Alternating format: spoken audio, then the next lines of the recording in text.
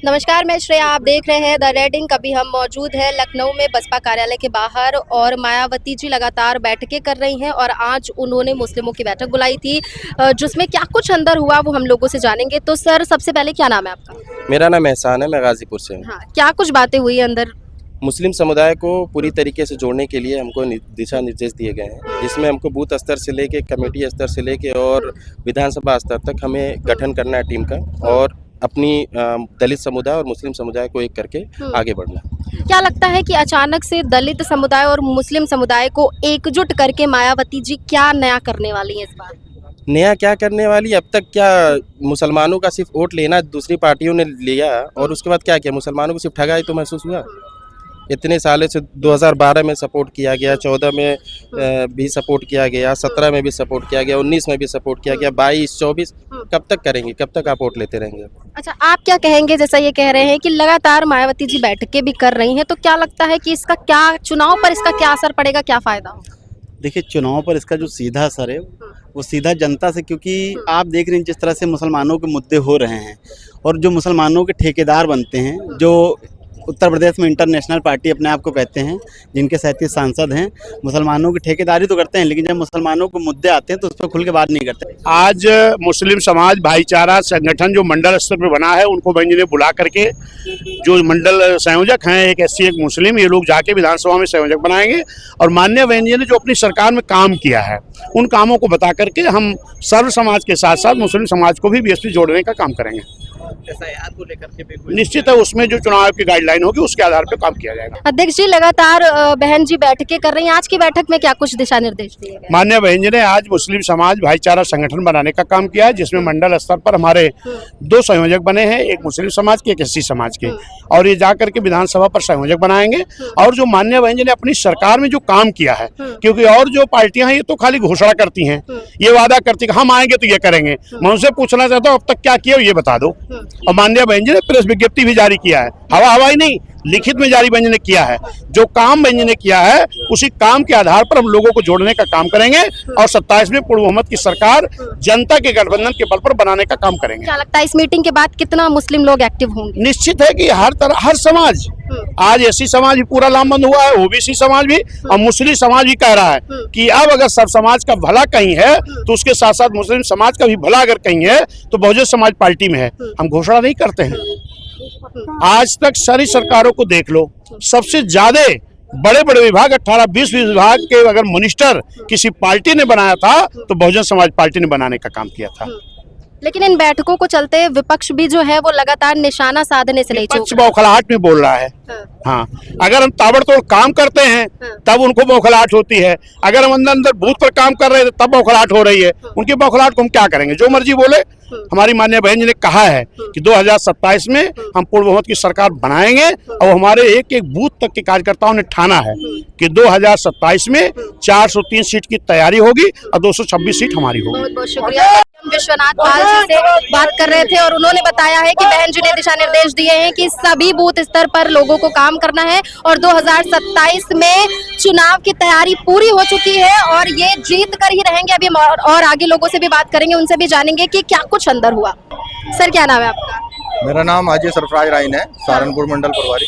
क्या कुछ अंदर हुआ? क्या बहन जी ने दिशा निर्देश दिए आज की बैठक में? बहन जी ने जो दिशा निर्देश दिए हैं वो मुस्लिम समाज के ऊपर दिए हैं और जो एसआईआर लागू किया है इन्होंने बिहार की तर्ज पे, ये उसके लिए दिए हैं, क्योंकि बिहार में पहले लोगों ने विरोध भी किया, लेकिन विरोध करने के बावजूद भी वो लागू हुआ। तो बहन जी ने कहा किसी के चक्कर में मत आना, अपना कागज तैयार करो और एसआईआर में अपना वोट चढ़ाओ, सबसे बढ़िया है। क्या लगता है कि मुस्लिम समाज बड़ी संख्या में बहन जी के साथ उजागर होगा, मतलब बढ़ चढ़कर हिस्सा लेगा? बिल्कुल होगा। बहन जी ने कुछ टिप्स दिए हैं, उनसे सब लोगों के बीच में बात जाएगी। माननीय बहन जी ने सब मुस्लिम समाज के लिए ज्यादा काम किया है। समाजवादी या कांग्रेस ने कुछ नहीं किया मुस्लिम को। समाजवादी या कांग्रेस ने कुछ नहीं किया है, भाजपा पर क्या कहेंगे? भाजपा तो खैर सबको पता है, भाजपा मुस्लिम की कितनी हितैषी है, कितना क्या करती है, तो सबको पता है इसके बारे में। बाकी जो भी बहन जी ने दिशा निर्देश दिए अंदर, उनका किस तरह से पालन करने वाले हैं आप? उनका मीटिंगें करेंगे, मीटिंगों में लोगों को बताएंगे। आज प्रेस नोट जारी हुआ तो माननीय बहन जी ने जो मुस्लिमों के लिए काम किए वो सब तो लिखे नहीं प्रेस नोट में, वो काफी काम उसमें फिर भी 100 के करीब लिख दिए। और दूसरी पार्टी भी अगर उन्होंने काम किए तो वो भी लिखित में अपना प्रेस नोट जारी करे कि हमने मुस्लिम समाज के लिए काम किया। सर, क्या नाम है आपका? मेरा सरपंच गजेंद्र फौजी। जिला पंचायत सदस्य और मेरठ मंडल के प्रभारी अभी जिला अंदर क्या कुछ बातें हुई? अंदर बहुत कुछ बात हुई है। बहन जी ने इस देश में मुस्लिम भाइयों के लिए बहुत जो 4 साल के सत्ता में खड़ा था वो बहन जी ने पूरा बताया है। और हम जो है ना युद्ध स्तर पर मुस्लिम भाइयों को और दलितों को, महिलाओं को, अपर कास्ट के गरीबों को, इनको जो है सबको बताएंगे ये बातें जो बहन जी ने बताई हैं। अच्छा ये बताइए कि ये जो बैठक हुई है मुस्लिमों की आज, तो क्या लगता है इससे मुसलमान कितना एक्टिव होगा? मुसलमान तो एक्टिव हो चुका, मुसलमान तो हमारे साथ है। वो तो धोखा खा गया था पीछे, जो 2 बार धोखा खाया था मुसलमान, तो उसका नतीजा तो ये था कि ना उनके मस्जिद ढही जा रही है, उनके मकान ढहे जा रहे हैं, और मुस्लिम भाइयों का एनकाउंटर बहुत हुए हैं, और बड़े बड़े ताकतवर मुसलमान भाई जिनका कोई कसूर नहीं था उनको भी मारा है। तो मतलब अगर बहन जी की सरकार आती है तो ये चीजें नहीं होगी? नहीं, बहन जी निर्दोष को निर्दोष और दोषी को जेल में डालती हैं, किसी का एनकाउंटर बहन जी नहीं करवाती हैं। कानून के साथ कानून का राज। ये गारंटी है शिक्षा फ्री। बोला ऐसा उन्होंने अंदर? बहन जी की गारंटी है शिक्षा फ्री। ऐसा बोला है उन्होंने? अरे बोला नहीं, वो करना ही है, करके दिखाया है। यही है 4 बार की शिक्षा में करके वो तो उनका पहला 12वीं काम है। तक 12वीं तक लड़कियों से कोई पैसा नहीं लिया जाता था, शिक्षा फ्री करी थी बहन जी। शिक्षा फ्री पहला काम है। अब तो एक क्लास में एडमिशन है, उसके लिए भी 50,000 चाहिए अब। और स्कूल बंद कर रहे हैं, जो बच्चे पढ़ेंगे वो स्कूलों को बंद कर रहे हैं। बंद नहीं होने चाहिए, स्कूल खुलने चाहिए। स्कूल खुलेंगे, बहन जी घर घर में शिक्षा पहुंचाएंगी। ये शिक्षा को बंद करना चाहते हैं और शिक्षा को बेच दिया इन्होंने पूंजीपतियों के हाथ। ये तो पूंजीपतियों के हाथ बिकी हुई सरकारें हैं। अच्छा हाँ, तो बहन जी जो है एक्टिव बोर्ड में है, और बहन जी जो काम करती हैं वो सारी दुनिया को पता रहती है। सर क्या नाम है आपका? मैं रमाकांत नीरज एडवोकेट लखीमपुर खीरी से मंडल प्रभारी बहुजन समाज पार्टी का हूँ। क्या कुछ बातें हुई आज अंदर? बहन जी ने आज स्पेशल निर्देश जारी किए हैं SIR को लेकर के कि हमको वोटर्स के प्रति जो भी हैं, जो वोट जोड़ने हैं या जो कटने हैं, उनके प्रति पूरी संवेदना के साथ, पूरी शालीनता के साथ हमको चुनाव आयोग का साथ देना है और अपने वोटर्स को किसी भी हालत में वोटर लिस्ट में जुड़वाना है। अच्छा, अचानक से बहन जी एकदम एक्टिव हो जाती हैं और मुस्लिमों की भी बैठक बुला रही हैं, लगातार बैठकें बुला रही, प्रदेश स्तर पर बैठकें बुला रही, राष्ट्रीय स्तर पर बैठकें बुला रही हैं, तो क्या लगता है कि इसका क्या सीधा असर 2027 के चुनाव में देखने को मिलेगा? बिल्कुल बिल्कुल, 2027 में बहन जी बसपा की सरकार बनेगी, बहन जी मुख्यमंत्री पुनः बनेंगी, ये निश्चित है। और इसमें सर्व समाज का सहयोग मिल रहा है। और उसमें खास तौर से मैं आपको बात बताना चाहूँगा, जो मुस्लिम समाज जो बहुत ही अमन पसंद समाज है और उसका भी रुझान बहुजन समाज पार्टी की तरफ है, क्योंकि आज तक मैंने देखा हुआ है जैसे सपा की सरकार रही, कई बार मुस्लिम और हिंदू दंगे हुए हैं। बहुजन समाज पार्टी की जब सरकार बनी है, किसी भी तरह का कोई भी दंगा प्रदेश स्तर पर नहीं हुआ, चाहे वो मथुरा हो चाहे काशी हो। हर जगह पे बड़ी ही शालीनता के साथ बहन जी ने लॉ एंड ऑर्डर का कंप्लायंस करने का पूरी कोशिश किया है और सर्व समाज का हित साधा है, सर्व समाज के विकास की बातें की है, सर्व समाज के लिए काम किया है। इस बात को मुस्लिम समाज पूरी तरह से समझ चुका है और पुनः बहन जी की तरफ वो आशा भरी नजरों से देख रहा है और बहुजन समाज पार्टी की सरकार बनाने के लिए आतुर है।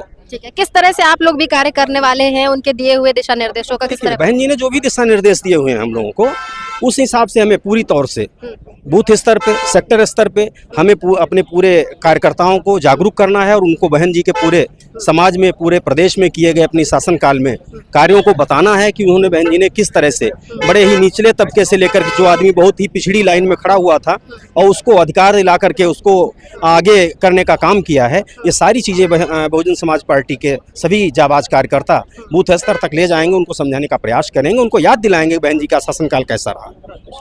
सर क्या नाम है आपका? देवानंद गौतम है और भाईचारा कमेटी में बहन जी ने लगाए हैं। तो कुछ बातें हुई अंदर? मेरठ मंडल से बातें हुई हैं। बहन जी ने बताया है कि जो इस समय हमारा SIR का जो चुनाव आयोग का जो वोट बढ़ाने का प्रोग्राम चल रहा है, उसमें हमें पूरी भागीदारी निभानी है और वोट ज़्यादा से ज़्यादा हमें बनानी है। वोट ही हमारी ताकत है और बूथ लेवल पर जाके हमको काम करना है। बूथ सेक्टर कमेटी जो है बनानी है और जहां बनी हुई है उनको दोबारा से बनानी है और उसी पे मेहनत हम लोगों को करनी है, ताकि हम लोग 2007 की तरह ही हम 2027 में पूर्ण बहुमत की सरकार बना दें। जैसे हमारे यहाँ पे उत्तर प्रदेश में 403 सीटें हैं, उन 403 सीटों की तैयारी है, लेकिन 226 सीट हमारी है। 226 सीट हमारी है। मैं इनसे भी जानेंगे, सर क्या नाम है आपका? मोहम्मद अब्दुल्ला। क्या कुछ बातें हुई अंदर? जो आपने बता दिया वो सभी बातें हुई। वही सब हुई, तो किस तरह से पालन करने वाले हैं बहन जी के दिए हुए दिशा निर्देश? सब लोग मिल करके काम करेंगे, बहुजन समाज और मुसलमान दोनों काम करेंगे, पहले से भी करते हुए आए हैं, अब और ज्यादा करेंगे। तो क्या लगता है कि मुसलमान अब खुलकर बहन जी का सपोर्ट करेगा या साथ देगा? दूसरों को देख लिया है मुसलमानों ने, इसलिए बहन जी ने जो है 4 साल 4 दफा के शासन में जो मुसलमानों को दिया, वो आज तक 15 साल के शासन में तो सब कुछ पता नहीं, कुछ भी नहीं मिला, लूट लिया। और बहन जी ने 4 बार के शासन में सब कुछ दिया, ऐसा कोई नहीं था। जो मंत्री उन्होंने बनाए, विधायक बनाए, सबसे ज़्यादा मुसलमानों को दिया। और आज भी मुसलमान जो है सब शिखर पर हैं इस पार्टी में, तो मुसलमानों को बहुत कुछ दिया है और बहन जी देती रही हैं और देती रहेंगी। ये जो बैठकें हो रही हैं लगातार प्रदेश स्तर पर, राष्ट्रीय स्तर पर हो रही हैं, आज मुसलमानों के लिए बैठक हुई है, तो क्या लगता है कि इसका क्या सीधा असर किस तरह से देखा जाएगा 27 के चुनाव? देखिए, इस समय जो प्रदेश के जो हालात हैं वो आप देख रहे हैं कि जो समाजवादी में जिस तरीके का गुंडा राज था उससे भी ज़्यादा भयानक हो गया है और चारों तरफ एक तरीके से बहुत ज़्यादा केस बढ़ते चले जा रहे हैं। अब बहन जी के शासन को जो उत्तर प्रदेश की जनता है वो याद कर रही है, वो देख रही है कि बहन जी का जो शासन था वो किस तरीके का था, लॉ एंड ऑर्डर किस तरीके का था। आज लोग परेशान हैं और इस बार जो चुनाव आने वाला है लोग इसका विधानसभा का, तो इसमें पूर्ण बहुमत से बहन जी की सरकार बनने वाली है और सब लोग चाहते हैं कि बहन जी की सरकार फिर दोबारा से 5वीं बार बहन जी मुख्यमंत्री बने और उत्तर प्रदेश जो है ये अपने आप में चरम सीमा पर ऊपर विकास करे। बहुत बहुत शुक्रिया आपका। तो जैसा कि आप सभी ने देखा कि 2 घंटे लगातार बैठक चली और उसके बाद जब लोग बाहर निकले, हमने उनसे बातचीत की, तो लोगों का बस यही भाव निकल कर सामने आते हैं कि हाँ, इस बार 2027 में चुनाव की तैयारियां जोरों शोरों से हैं। बाकी क्या कुछ होगा वो तो आने वाला वक्त बताएगा।